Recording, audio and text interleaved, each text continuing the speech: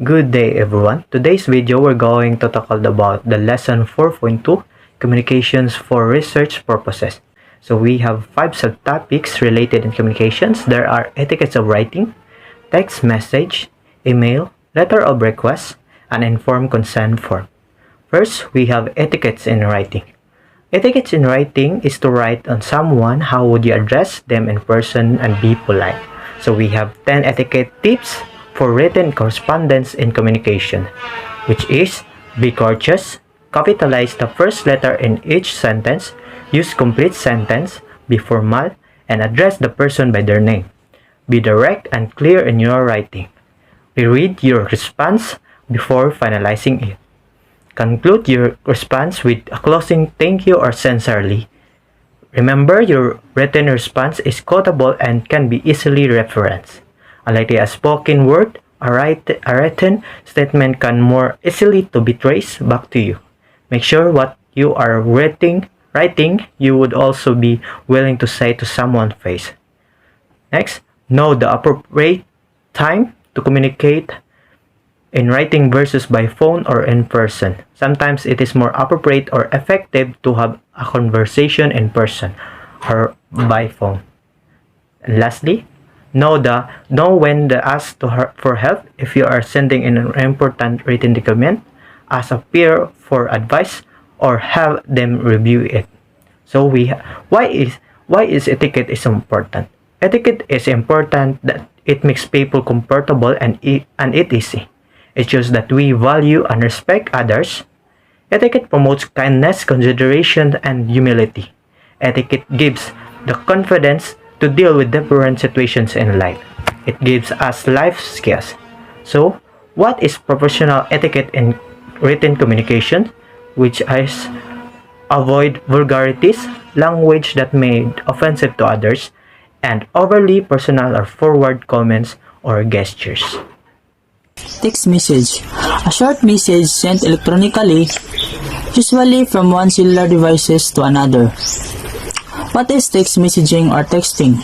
It is an app of sending electronic messages consisting of alphabetic and numeric characters between two or more users of mobile phones, desktop, laptop, and another type of compatible computer. How does text messaging work? When the text is written, it is transmitted as binary code using a particular frequency or radio wave specific to that user. The signal is received by a cell tower and direct the information to be transmitted to another cell tower nearby the intended recipient. How to communicate better in text?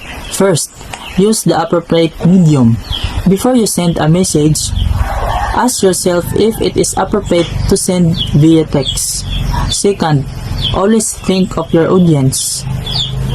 In sending a message, always think who is the receiver of your message. Third, don't use all caps. Using all capital letters throughout is never been appropriate in sending a message because it will like you are angry or you are shouting. Fourth, read and reread before sending. Bad grammar, wrong spelling can make your message hard to understand. Fifth, don't assume. Lack of context and emotion can make us paranoid. Lastly is etiquette always apply. Just keep in mind that respectful language is always the best way to go. Email convention include the to-field, greetings and sign-ups, and signature block, 2CC, BCC, and group emails. Make sure you address your email to the correct person. If you are addressing the email to more than one person in an organization, think about the order you put people's name. People can take offense if you get this wrong. If you are sending an email to several people and don't want to divulge all their email address, create a group email or use mail merge to send each person a personal email. Use the CC and BCC field sparingly. Greetings and sign-offs. The common email greeting is hi, but some people use there. for more formal emails. Most people like to be greeted by hi or there, plus their name when you are emailing them for the first time. Many people find being addressed just by their name too abrupt. If you are emailing someone you don't know for the first time, you may decide to use their full name. Occasionally, you may also add Mr. or Mrs.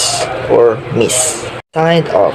The most common sign off are kind regards, regards, chair, or even best, and what you use depends on your relationship with the recipients. Some people copy the sign off of the people they are emailing if that person is in a higher job position or a client. Signature black. Use a signature black. Most organizations have their own style for signature black.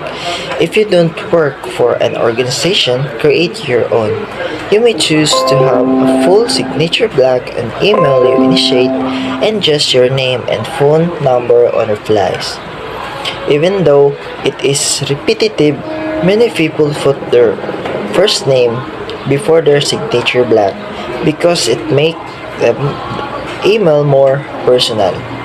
Letter of request or a request letter. What is a letter of request? A letter of request is written like a business letter as it is a formal letter. The letter of request should have our name, position, title, address, and contact information. The letter should stay polite and at the point. What is the importance of a request letter? A request letter can be written for several purposes, such as asking for a favor from someone in the employment, requesting leave at education, and a commercial organization. So there are 7 steps on how to write a request letter or letter of request. First, collect information relating to your request. Second, create an outline. Third, introduce yourself. Fourth, make your request.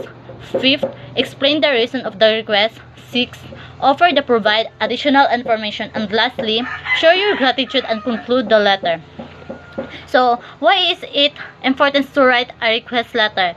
One of the importances of a request letter is that it reduces the pressure on the recipient and it saves the sender from the embarrassment. Thank you. An informed consent document is typically used to provide subjects with the information they need to make a decision to volunteer for a research study. It is one of the founding principles of research ethics. Its intent that human participants can enter your research freely and voluntarily with full information about what it means for them to take part and that they give consent before they enter the research. Whenever you are proposing a research with human participants, you must provide its form, so that with each proposal to indicate that the research participants has decided to take part in the research on his or her own free will. An informed consent allows potential research participants to volunteer their participation freely, without threat or undue coaching. The potential participants is also provided with information of an individual would want to know before participating, so an educated decision can be made whether or not to participate.